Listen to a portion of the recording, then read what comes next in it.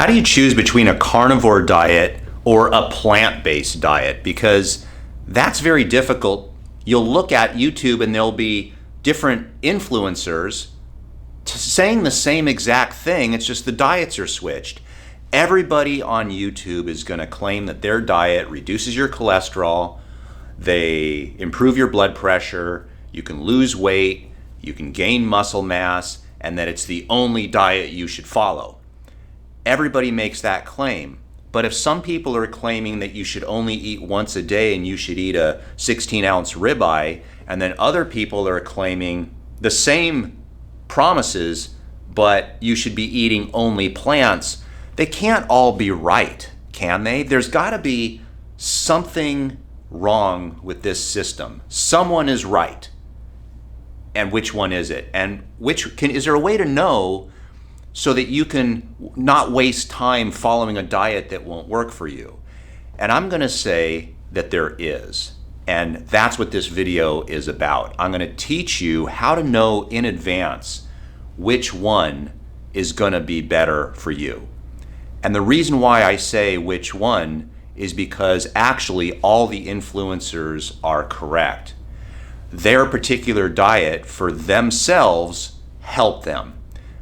But because of human individuality, some people may respond better to one diet versus the other, and let's figure out how to know. My name is Dr. Story. I've been a doctor of chiropractic for over 28 years. I'm going to give you realistic advice based on my experience and based on the scientific literature.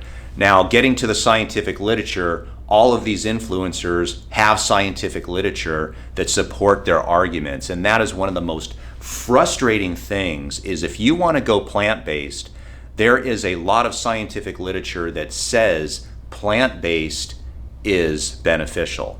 Likewise, if you want to go full carnivore and just eat steaks and organ meats, holy cow, there's scientific literature that supports that too. And you have to wonder, is science biased? The fact that we have to even ask that question is almost a joke. But let's get down to brass tacks, because the truth is that when I see patients, and by the way, I'm a real doctor of chiropractic. I am not a YouTube expert.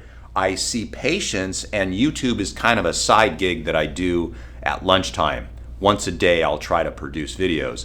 But I deal with real people that have real concerns and don't have time to grow their own food and raise their own cattle.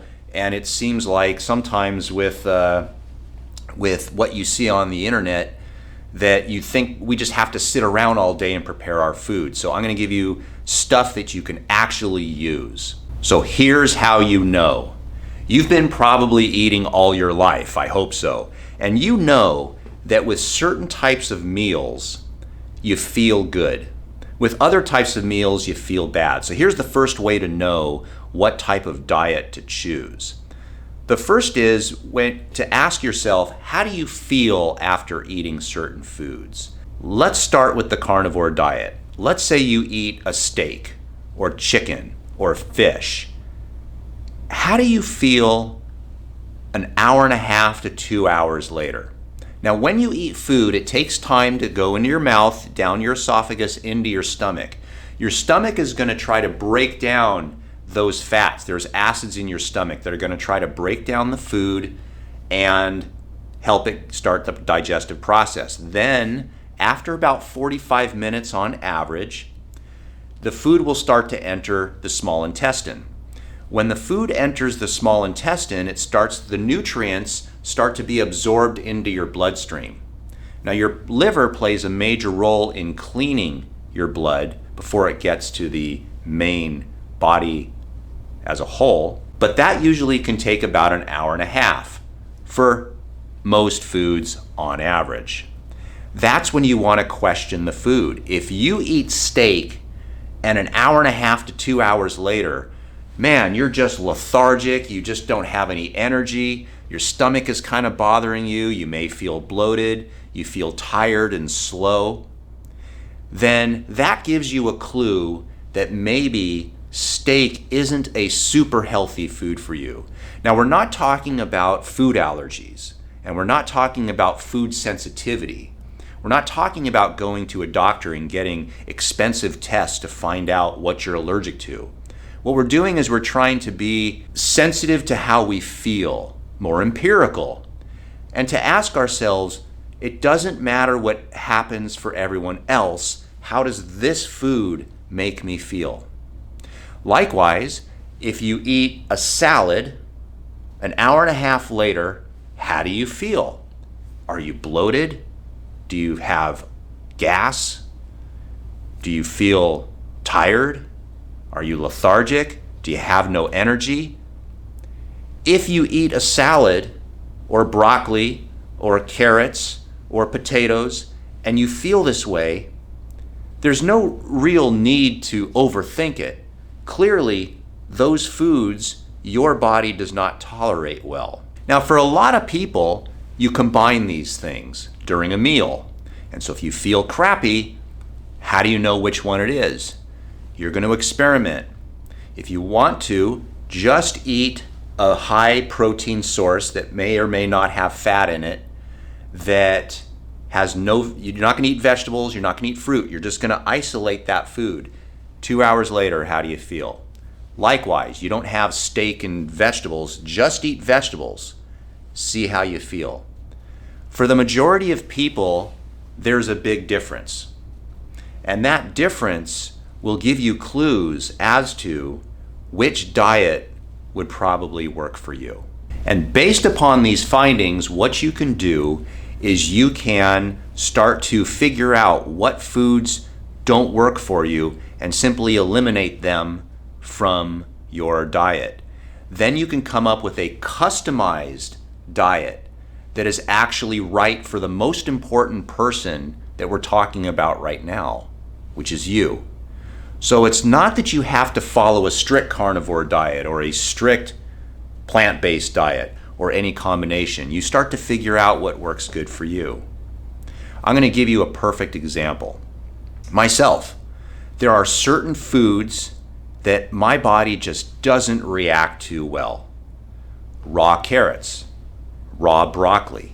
I don't like them, I don't feel good, and nothing goes well. Interestingly enough, if I cook the broccoli and I steam or cook the carrots, doesn't seem to be a problem. Now, I'm lucky because all forms of protein sources don't seem to bother me, but I do notice that when I eat fatty meats, not chicken or fish, I feel slower. I don't know how to put my finger on it. I'm not allergic. I don't feel bloated. I just feel like I had a big Thanksgiving meal, and no matter what size of a portion I eat, I just don't feel like I have a lot of energy, that I have that pick up and go that I normally have. My diet that works for me, the way I think about it would be, if I look at a plate, it would be about 70% of the entire plate is full of colorful vegetables. Then I would have a protein source, whether it's chicken or fish.